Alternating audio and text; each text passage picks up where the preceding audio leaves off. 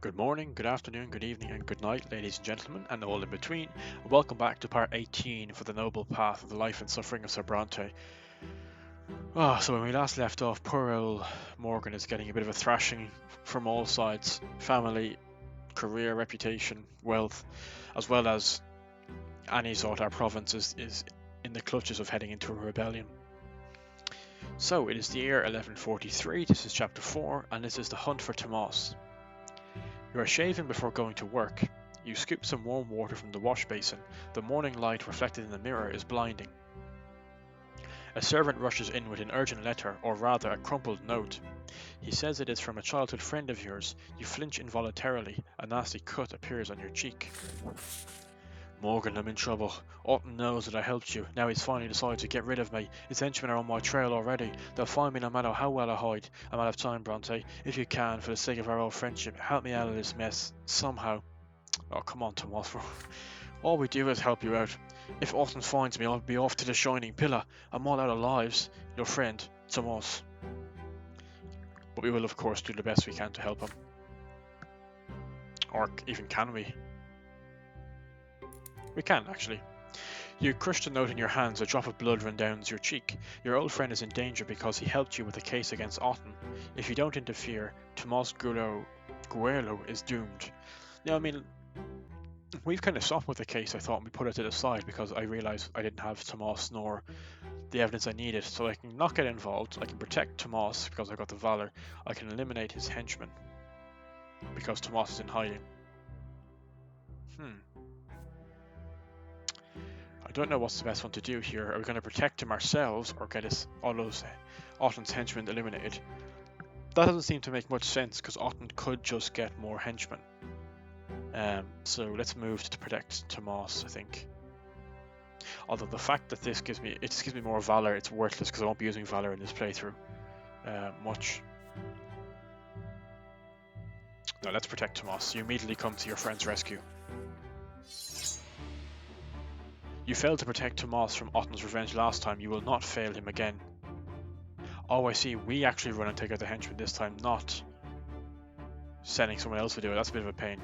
But anyway, you crumple up the note, pick up your sword, and rush to help your friend. You know where Tomas has been trying to hide recently, the ruined palace of Char Malanindas where you used to play as children. You get there just in time. You hear a familiar voice coming from the ruins of the ancient bathhouse. Quit hiding, you bastards. You won't take me without spilling some of your blood of your own.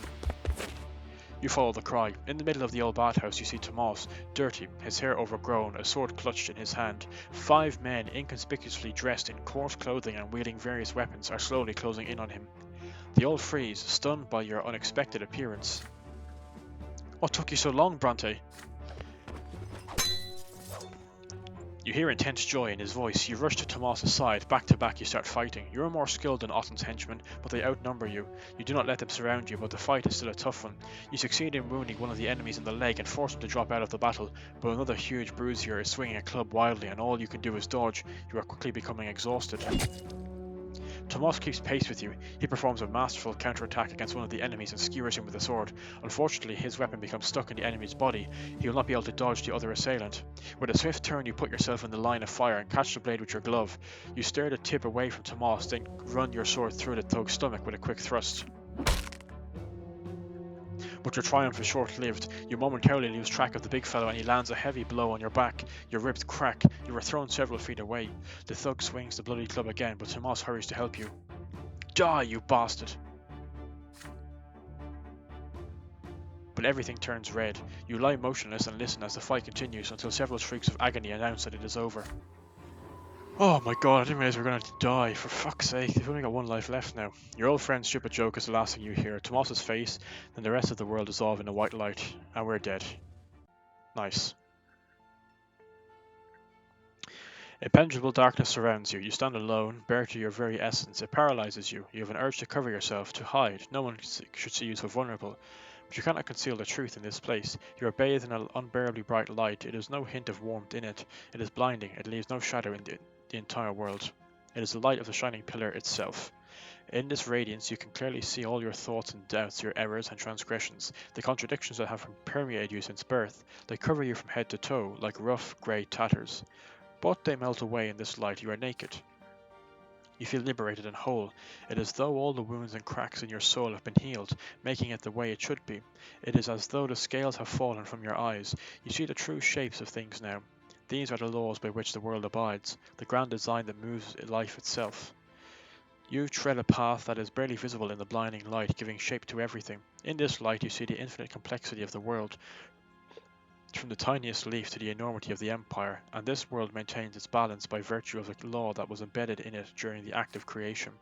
Ahead of you, two figures are waiting on the path. They are gigantic, many times taller than a man. The elder holds a lash, the younger a sword. The younger gazes at you sternly, coldly. You kneel obediently before him and lower your head. The god raises his sword above you. This is divine retribution. There is no law without it, nor can there be. Every action has consequences. This is what shapes the world, making its very existence possible. In this moment, beneath the gaze of the merciless god, you comprehend the law that binds the world together. What manifestation of the law in will you live by?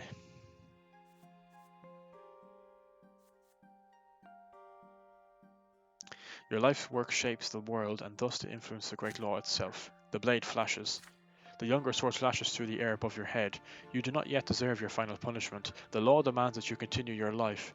Your form has not yet completely destroyed, nor has that of the world. The under extends a gigantic hand and shows you the way. You must proceed. The white leads you to the top of the crown of the silver tree, spread wide in the white gleam. The branches are close now. It is time to descend. You are drawn downward into darkness. The shadows that have disappeared in the blinding glow creep around you and envelop you. This is to be expected, but the purity and clarity of spirit are still with you. Something is forcing your throat open. Air. It scratches you on the inside. Your soul is filled with struggle again, with the contradictions from which the fabric of this world and you are woven. The divine light that gave you clarity is fading away with each passing moment. You have to open your eyes. Above you is the dark ceiling of the crypt. You are reborn. And we have died again, thanks to Tomas. I wasn't expecting that. Oh, this has gotten so much harder than it was earlier on, this game. Nothing I want to do actually works out. You awaken in the crypt. No one is there to meet you. It is quite possible that no one knows about your death. The place smells of damp earth. The battle in the abandoned palace of Charmilandas is the talk of the city for several days. Your name somehow comes up. Commander Otten does not openly accuse you. If he did, he would have to explain what his men were doing there. But his schemes make it much more difficult for your brother Stefan to have the Brante family ennobled by the sword. Tomas fled right after the fight. It takes quite some time for you to get any news from him. Morgan, as soon as we fought off those thugs, I decided to go into hiding somewhere far away from Anizot.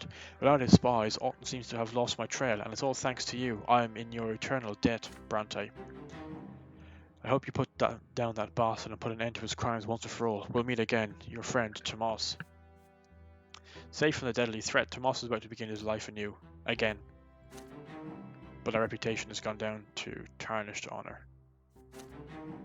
My willpower has gone down, and I've died a second time. I can die 2 more times, it seems. I thought I could only die 1 more time.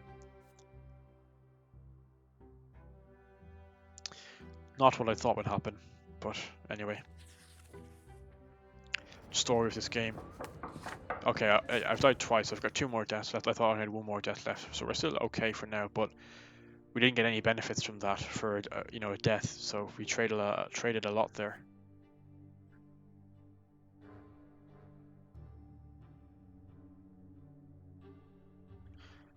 Huh. For most skill checks, you will need a value between 10 and 16. That must be new, actually. I don't remember them actually showing that before. Values 17 to 19 are required for rare and especially difficult choices. The maximum value, 20, only gives you a chance for 1 extraordinary deed. What does that mean, actually? So basically, yeah, you want to be getting between 17 and 19, but 20 gives you a chance for 1 extraordinary deed. Huh, I wonder what that will be. Maybe a chance to stop you from getting a true death or something. Anyway, next one. El Ferro's list. You spend day after day hard at work, toiling over Otten's case, but something far more urgent demands the prefecture's attention today. The city is in chaos. There was an explosion in the square in front of City Hall. Someone threw a bomb at Magistrate Remy El Vermaine's carriage. The assassination attempt failed. The magistrate was not inside the carriage at the time. He was unharmed, although his servant and driver did not fare so well. Even in your office you could smell the acrid smoke from the blast. The gendarmes reacted quickly. 5 suspects, craftsmen and factory workers, were brought to the prefecture before sunset. They are accused of joining the Last Straw, a secret society of insurgents seeking to overthrow imperial rule. This society is on its way to becoming the talk of the city. Rumor has it their leader is an enigmatic woman, a tough criminal by the name of Sophia. The 5 suspects denied their involvement, but a number of eyewitnesses saw them walking towards the square, and some of them still have traces of gunpowder on their fingers. Judge Carlo Fockengraben has taken the case. The trial will be mercilessly swift. The 5 are to be hanged tomorrow morning. The sun begins to set. You are about to leave from home when you hear heavy footsteps in the hallway. A stranger enters your office. He is pale with chiseled features, a furrowed brow, a thick black moustache, and dark eyes watching you intently from deep within their sockets. He presents you with a gilded pendant in the shape of a wheel. Baron Philippe El Ferro, Secret Chancellery Advisor. I imagine you are well aware that we deal with plots, schemes, and revolts against the Empire. I have a matter of great importance to the Empire to discuss with you, Sir Brante. I am aware that the case of the explosion in the square was not assigned to you, but, for our purposes, this is actually for the best. The Secret Chancellery has been following this so-called Last Straw group for a long time now. They are the greatest threat to peace in Anizot, which can help us rid the city of this menace. Baron El Ferro produces a neatly folded sheet of paper. This is the list of known insurgents connected to the Last Straw. They haven't blown anyone up just yet, but surely you realize that it would be most imprudent to wait for them to commit the next crime. The time to act is now. You scan the list quickly. Some of the names on it seem somewhat familiar, perhaps from your youth. Find a way, any way, to implicate them in today's assassination attempt, and you will prevent more explosions in the future. The Empire will rest easily if we can rid ourselves of this scum quickly as possible. If you render this service to the Secret Chancellery, you may rely on my assistance in the future. As you may suspect, I have more than my fair share of powerful connections. Silence falls. The Secret Chancellery Advisor pierces you with his heavy gaze. Huh. So we can shelter the suspects, refusing to conduct an investigation.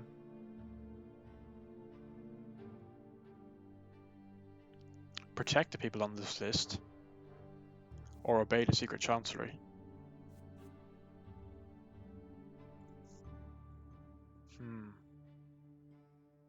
Yeah, I would have conducted an investigation if I could have, I think. But we don't have to, we're one off the scheming. Oh, that's great. Let's obey the Secret Chancellery. We need all the friends we can get with the way things are going. You sigh heavily and manage a nod. Baron El Ferro allows himself a reassuring half smile. I'm glad to see we understand each other, Brante. I'll put in a good word for you with my connections. You're a much more agreeable man than your prefect. Perhaps you might take his place one day, but until that happens, you might call for my assistance in matters that require particular discretion. A long and sleepless night follows. 10 new cases lie open before you. Gendarmes set up ambushes and capture every soul on El Ferro's list. You fabricate witness statements and describe non-existent evidence tying these 10 people to the 5 behind the assassination attempt against the magistrate. One by one, the 10 prisoners appear in your office to hear their verdict. You do not look at them. You would rather not remember the faces of the people you send to the hereafter.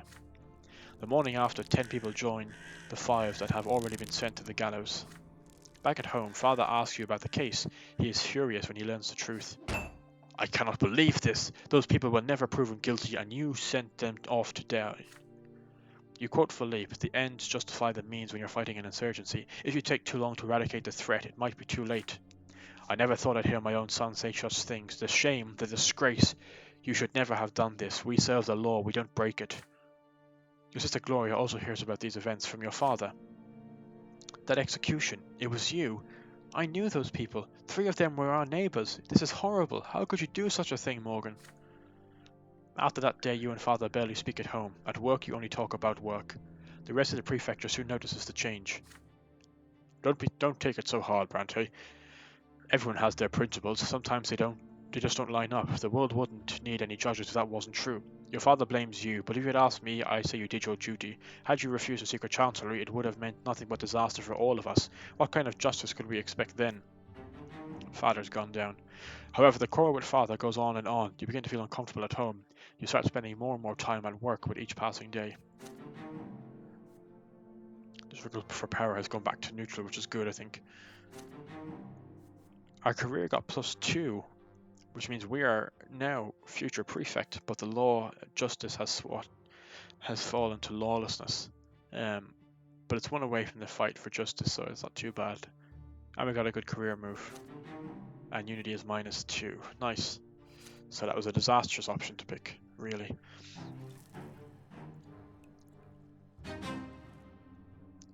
You earn the favour of someone very powerful indeed.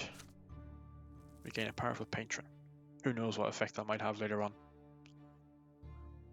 Whew, but this game has certainly gotten much harder. I do want to do a run through of it at one point and try and get all the good options that I can. The crowded square, because justice is less than 2.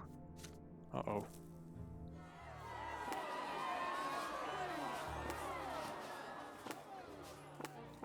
Or 2 or less. Yeah.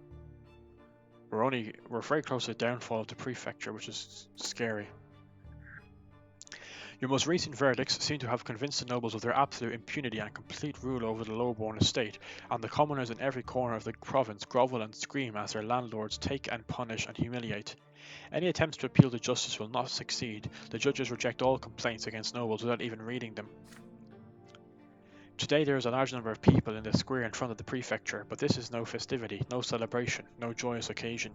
There is a mob of commoners and they have come to ask for justice. Many are on their knees, begging, praying.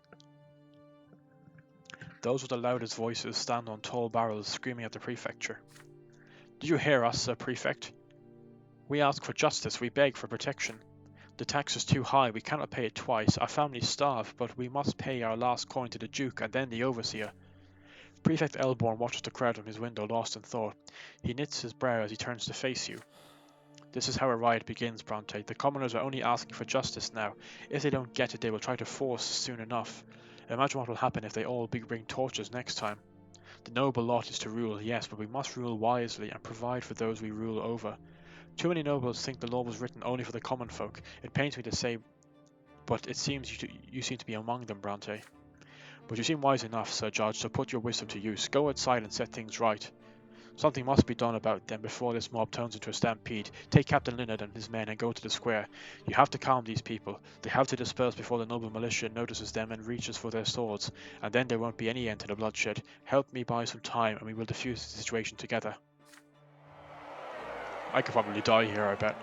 You are in the square. You stand on the steps of the prefecture, surrounded by gendarmes, searching for the leaders of the mob. In the middle of the crowd, standing on a wooden crate, you see a woman dressed in trousers and a jacket, gesticulating wildly. Truth and justice! Truth and justice! Gloria used to recite poetry like that when you were children, but she is not a couch in your home anymore.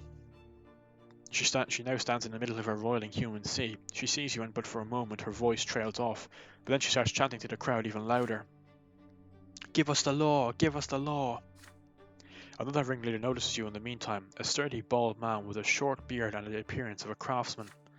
You're finally here, my lord. You're Judge Brante. We know you well. We know you quite well. We are looking for a way to help His Highness Gaius Tempest here out, please. If the prefecture cannot protect us, then His Highness is our only hope.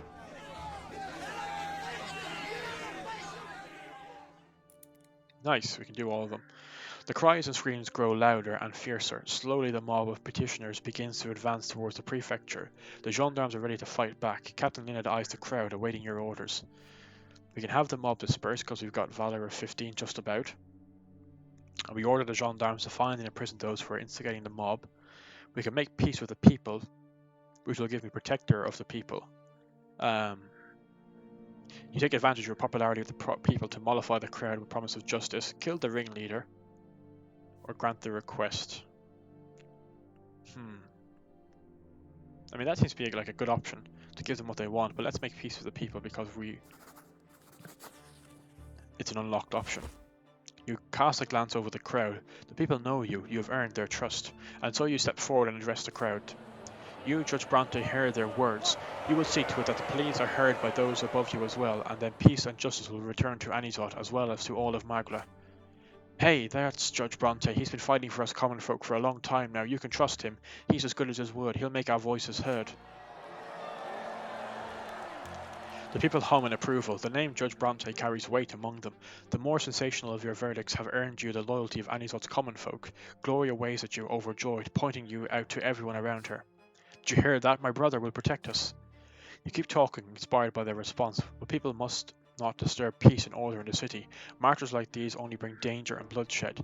They cause the nobles to panic and respond with more oppression. The voices of the people have been heard, you insist. Now it is time to walk away. The crowd obeys. Slowly but surely the mob disperses. The gendarmes were prepared to break up the crowd by force, but now they watch in astonishment as the people walk away of their own volition. Your speeches are a gift from the twins, Judge Brante. You keep that up and me and the boys are going to lose our jobs. That was fine work if I ever saw it. Even the city rulers will be pleased to hear that the mob broke up on its own. So that was good. We rub our throat. You seem to have lost your voice. Fight for justice is back to being a bit safer. Well, we lost 10 willpower for that too. We got 1 for clear speech, which is nice. And we got 1 for diplomacy, but we've already got that. So, a good decision overall. We get to keep our career bonus plus... we've got some justice back. So that actually didn't turn out too badly. Besides the family unity issue.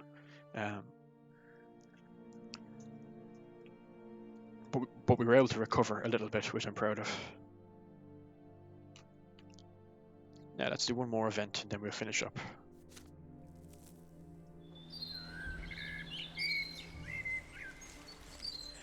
A year has passed since Stefan engaged you in his scheme to marry Gloria off, and yet you have had no chance to influence your obstinate sister. Tempers are running high in your household. Gloria disappears from days without an end. She is often seen in the company of young commoners. Father constantly lectures Gloria, telling her that her friends are libertarians and troublemakers. Connections like these will be her downfall. Your sister listens obediently and then vanishes again. Tonight Stefan meets you by the door, looking distressed. Morgan, I've been waiting for you for quite some time. Let's go to the garden and talk in private. It's about Gloria. You sit on a shady bench. A hot, dry wind is blowing. I was on my way to a ball at the El Labrius mansion. I was already on their doorstep when a servant told me that they had been ordered to turn me away. They will not have anything to do with a family whose offspring is a member of a secret society. I am certain they meant Gloria, and these are not mere rumours. You know full well that she is entirely capable of such a thing. And here I was wondering where our little rebel spends all her time. We have to act, brother. Any delay and the damage to our family will be irreparable.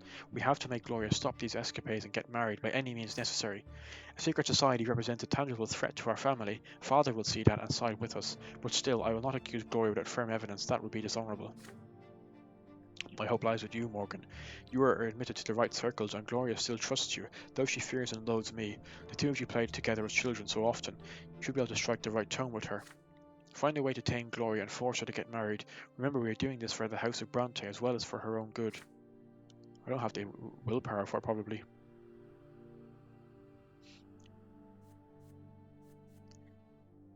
I don't have the scheming on the path of the lawless to influence society, and I can't accept her fate. Perhaps Mother can persuade Gloria to consent to the match.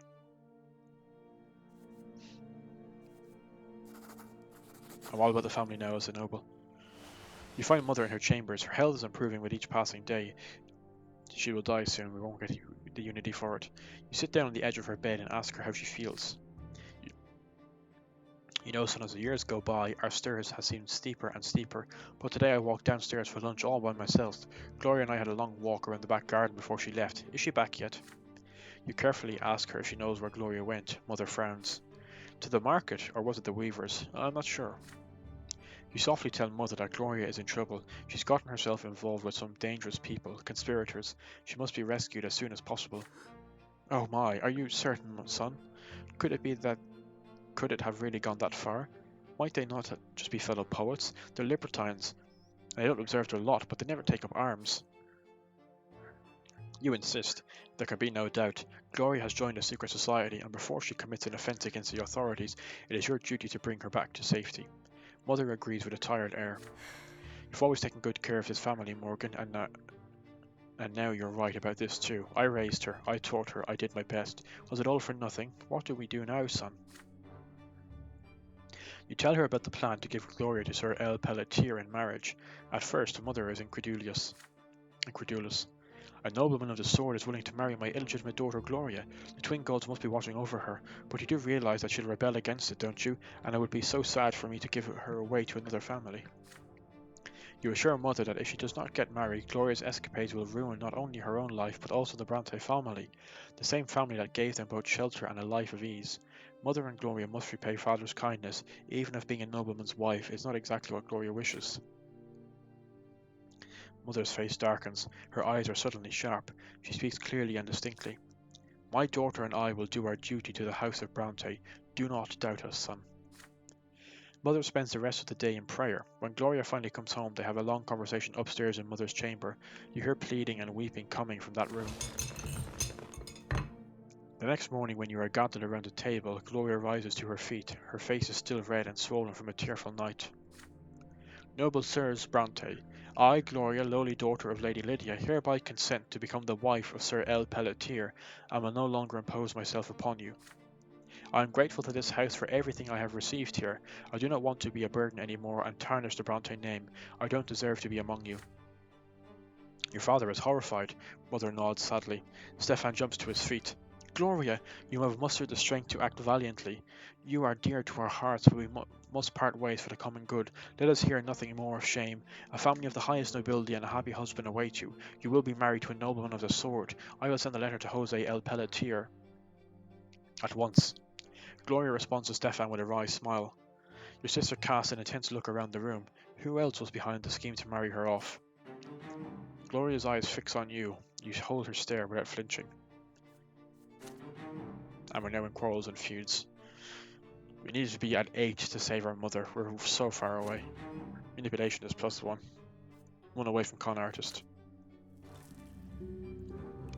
Gloria is promised as a wife to the noble Sir L. Pelletier and will soon leave the house of Brante.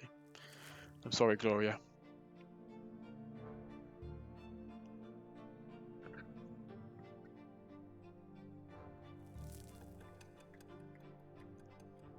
We're 26 years of age. It's 1144.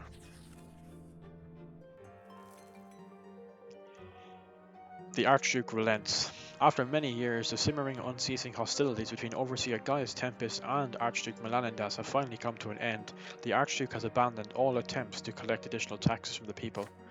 By my grace, I hereby release the common people of Magla from the Archduke's tax.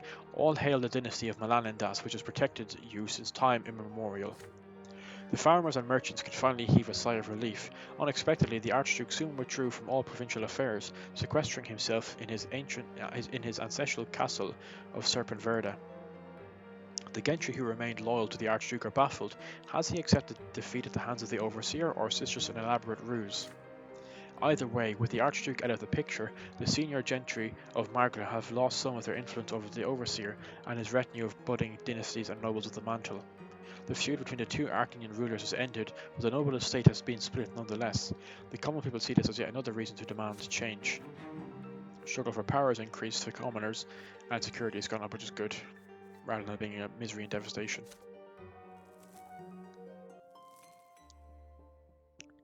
7th year of service. Another year of service as a judge is behind you, but you have no time to celebrate. Your days are filled with unremarkable litigation and similar-looking complaints. Again and again you see poorly written complaint forms. They claim that noble landowners are extorting money, punishing commoners for nothing, doing whatever they please. You've noticed a change in tone, from pleading to desperate to quietly furious. The low-born lot is to suffer, but how much longer can they endure? Every day, once the petty litigation has been dealt with, you return to Otton's case. Again and again, for 2 years now, you search for a way to do the unthinkable, to have an Arcanian, and the High Commander at that, convicted for his crimes. You have not heard from Otton since your encounter at the City Hall, but he likely has spies among the judges and gendarmes. Sooner or later, he will realize the true state of your progress, and find a way to get rid of this case, and you, unless you are prepared to strike the first blow. But what should you do? Will you speak against Otton in public and summon him to a trial? Is there any other way to deal with the High Commander? Either way, now is not the time, and so you wait and prepare. So, I'm going to leave it there. Hope you enjoyed this video. Lots has happened. Let me know what you think. And be sure to leave a like and subscribe if you want to see more of it, and I will see you all in the next video. Take care and have a good day.